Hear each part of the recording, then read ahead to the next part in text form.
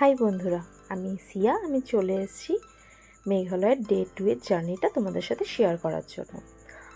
আমি গিয়েছিলাম please India ট্যুরিজমের সাথে। তো আমরা 4 জন গেছিলাম, তাই জন্য আমাদের পড়েছিল পার পার্সন 13,600 টাকা করে। তোমরা যদি 6 জন বা 8 জন যাও তোমাদের আর একটু কম পড়বে।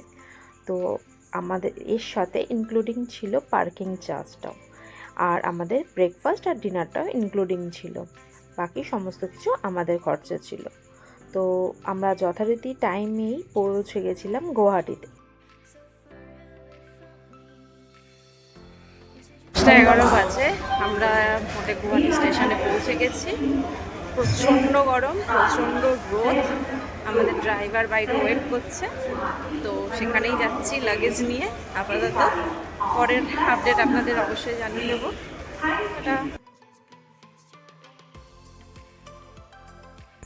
যেহেতু আমি আপনাদের বলেছি যে আমরা যেহেতু গেছিলাম একটা ট্যুর অ্যান্ড ট্রাভেলসের সাথে, তো আমাদের যথারীতি টাইমের আগেই আমাদের ড্রাইভার দাদার নাম্বার আর লোকেশান শেয়ার করে দেওয়া হয়েছিল। তো যথারীতি আমরা পৌঁছে গেছিলাম। পৌঁছে যাওয়ার সাথে সাথে ড্রাইভার দাদা আমাদের কন্ট্যাক্ট করে নিয়েছিল, আর আমরাও যথারীতি স্টেশনের বাইরে এসে কিছু ফটোও তুলে নিয়েছিলাম, নিয়ে ড্রাইভার দাদার সাথে যোগাযোগও করে নিয়েছিলাম। তো আমাদের ড্রাইভার দাদা খুবই ভালো ছিল। তো ড্রাইভার দাদার নাম্বারও আমি ডেসক্রিপশানে মেনশন করে দেবো, অ্যান্ড ট্যুর অ্যান্ড ট্রাভেলসের ডিটেলসও আমি ডেসক্রিপশানে মেনশন করে দেবো।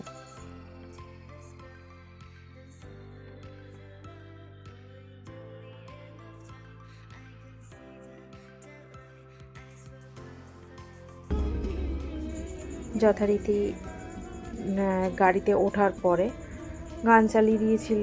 তো আমরা প্রচণ্ড টায়ার্ড ছিলাম, তো আমরা গাড়িতেই ব্রেকফাস্ট করে নিয়েছিলাম। তো ড্রাইভার দাদার সাথে কথা বলতে বলতে একটা ডেস্টিনেশনে পৌঁছে গেছিলাম। বন্ধুরা, আমরা ট্রেন থেকে নেমে সোজা গাড়ি করে চলে মেঘালয় এন্ট্রি করে নিয়েছি। করে নিয়ে এখন আমরা বর্নিহাটের ভেতরে একটা রেস্টুরেন্ট জিভা ভেজে এসে গেছি। রেস্টুরেন্টটা খুবই সুন্দর, সাজানো গোছানো, খুবই পছন্দ হয়েছে। হ্যাঁ, আমার দিদিও কিছু বলবে। অনলি ভেজ খাবার আছে, তাই জন্য আমরা এখানে খাবো না। আমাদের ড্রাইভার দাদা এখানে খাচ্ছেন, আমরা ওয়েট করছি, এখানে জায়গাটা দেখছি। আমি আপনাদের দেখিয়ে দিচ্ছি রেস্টুরেন্টটা সুন্দর। আপনারা আসলে এখানে অবশ্যই খেতে পারেন, যারা ভেজিটেরিয়ান আছে তাদের জন্য বেস্ট জায়গা। আর দেখুন কি সুন্দরভাবে সাজানো গোছানো। এখানে পার্কিংয়েরও খুব ভালো ব্যবস্থা আছে।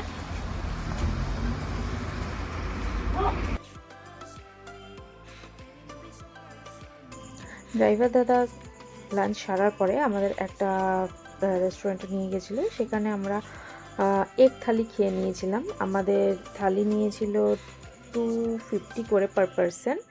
খুবই ভালো লেগেছিল, কিন্তু জলের বোতলটা দেখে তো অবাক।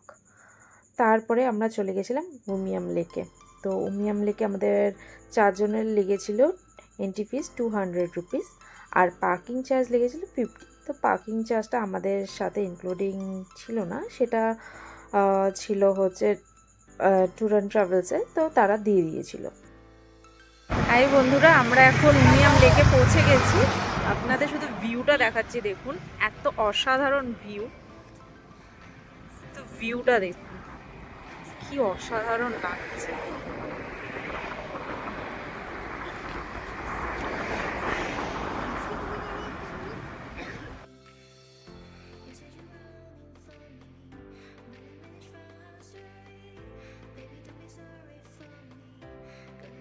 হাই বন্ধুরা, আমরা এখন উমিয়াম লেকের দিকে যাচ্ছি। প্রথমে যেটা আমি আপনাদের দেখিয়েছিলাম ওটা জাস্ট পার্কিংয়ে দাঁড়িয়ে একটা ফটো তুলে নিয়েছিলাম, ভিডিও করেছিলাম। এখন আসল লেকের দিকে যাচ্ছি। রাস্তাটা দেখুন কি সুন্দর লাগছে। এটা হচ্ছে লেকটা। আপনি আগেও একটা ভিডিও পাবেন, সেখানেও ছোট একটা ক্লিপ আছে। এটা হচ্ছে রাস্তাটা করে যাচ্ছি। আমাদের আজকের আইটিনারিতে উমিয়াম লেক, এলিফ্যান্ট ফলসের সাথে সাথে ছিল Don Bosco museum, lady Hydari park আর এয়ারফোর্স মিউজিয়াম। ডন বস্কো মিউজিয়ামটা হচ্ছে সানডে করে বন্ধ থাকে, তো যথারীতি আমরা সেটা দেখতেও চাইছিলাম না, আর ওটা বন্ধও ছিল। লেডি হাইডারি পার্কেও আমরা যাইনি।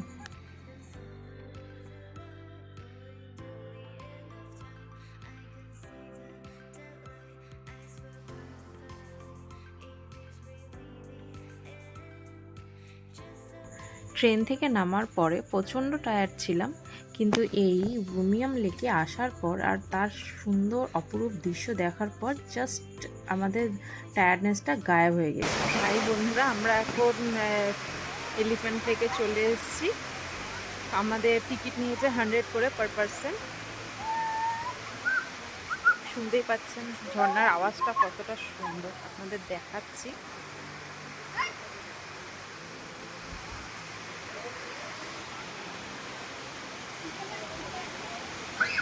এটা হচ্ছে ডাস্টবিন। এখানকার ডাস্টবিন দেখানোর একটাই উদ্দেশ্য যে এখানকার ডাস্টবিনগুলো কি সুন্দর বেতের তৈরি, খুবই ভালো লাগছিল। জাস্ট ঝর্ণাটা একটু দেখুন। আমরা এখনো নিচে যাবো, তাছাড়া ফার্স্টে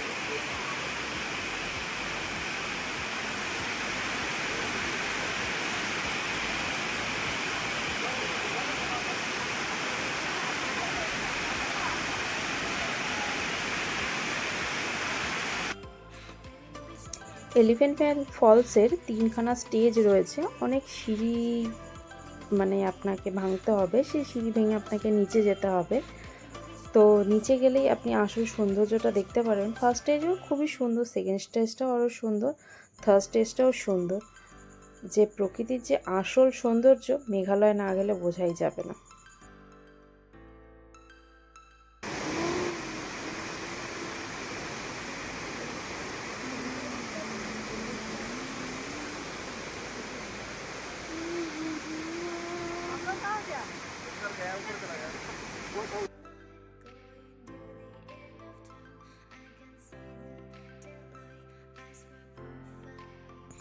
এটা হচ্ছে এলিফ্যান্ট ফলসের থার্ড স্টেজ, মানে এটা ফাইনাল স্টেজ। এখান থেকে যে ফলসটা দেখা যাচ্ছে খুবই সুন্দর লাগছে। আর যেহেতু আমরা অগাস্টে গেছিলাম, তাই জন্য ঝর্ণাটাকে আমরা প্রপারভাবে এনজয় করতে পেরেছি। হ্যাঁ, কিছুটা ব্যারিকেড দেওয়া রয়েছে, ব্যারিকেডের পরে আমরা যেতে পারবো না। তো দেখুন কত সুন্দর লাগছে।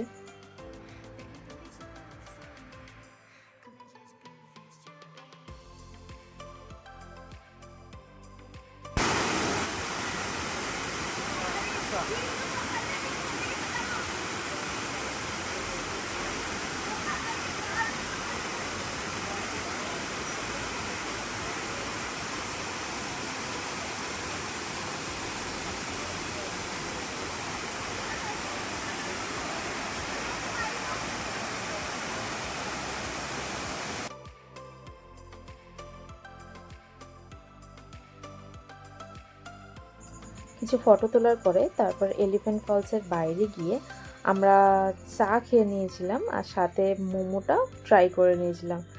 ফার্স্টেই মেঘালয় গিয়ে ফার্স্ট ডেতেই আমরা মোমো ট্রাই করেছিলাম, জাস্ট অসাধারণ ছিল। আর সাথে সাথে ছিল এই যে নাইট ভিউটা, ওফ কি বলবো, কি অসাধারণ লাগছিল।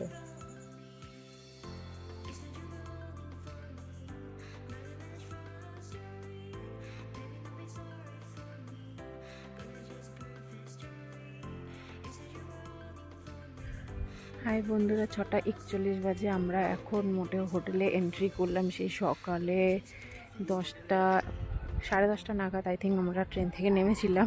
আর এখন হোটেলের ঘুরে সাইট সিন করে হোটেলে আসলাম। হোটেলের একটা ভিউ আপনাদের দেখিয়ে দিচ্ছি। এখন অতটা ভালো দেখা যাবে না, রাত হয়ে গেছে। কালকে সকালে দেখুন ভিউটা। একটা ক্যাসেল আমাদের হোটেলটা, খুবই সুন্দর। রুমগুলো আপনাকে দেখাবো। ফার্স্ট ডের স্টেটা ছিল আমাদের শিলংয়ে। তো শিলংয়ে হোটেলের নাম ছিল দ্য ক্যাসেল। তো আমাদের এই হোটেলটা খুবই সুন্দর ছিল। তো হোটেলে চেকিং করার সাথে সাথেই আমাদের চা আর পকোড়া সার্ভ করা হয়েছিল। তো সেটা খেয়ে আমরা ফ্রেশ হয়ে নিয়েছিলাম। আর আমাদের টাইমিং মতন আমাদের ডিনারটা সার্ভ করে দিয়েছিল। তো আমাদের রাতের রুটি আর চিকেন কষা আর স্যালাড দিয়েছিল। তো সেটা খেয়ে আমরা তাড়াতাড়ি শুয়ে পড়েছিলাম, যেহেতু আমরা খুবই টায়ার্ড ছিলাম। তো হোটেলের ভিউটা, ফ্রন্ট ভিউটা আমি তোমাদের সাথে শেয়ার করে নিলাম, আর হোটেলের যে রুমগুলো সেটাও তো ভিউটা আমি তোমাদের সাথে শেয়ার করে নেব। অবশেষে রুমে চলে এসেছি। রুমটা আমাদের এত সুন্দর, তা আপনাদের না দেখলে বিশ্বাস করতে পারবেন না। দেখুন রুমটা, এখানে একটা ওয়ার্ড্রপ দেওয়া আছে, এখানে একটা মিরর আছে, এখানে টেবিল আছে, এটা বেডটা খুবই সুন্দর। এখানে একটা বেলকনিও আছে, সেটাও আমি আপনাদের দেখিয়ে দিচ্ছি। দেখুন বেলকনি থেকে পুরো ভিউটা দেখা যাচ্ছে। সকাল হলে আরও বেশি ভালো দেখা যেত। আমি আপনাদের ওয়াশরুমটা একবার দেখিয়ে দিচ্ছি। এখানে ইলেকট্রিক কেটেলের ব্যবস্থা আছে।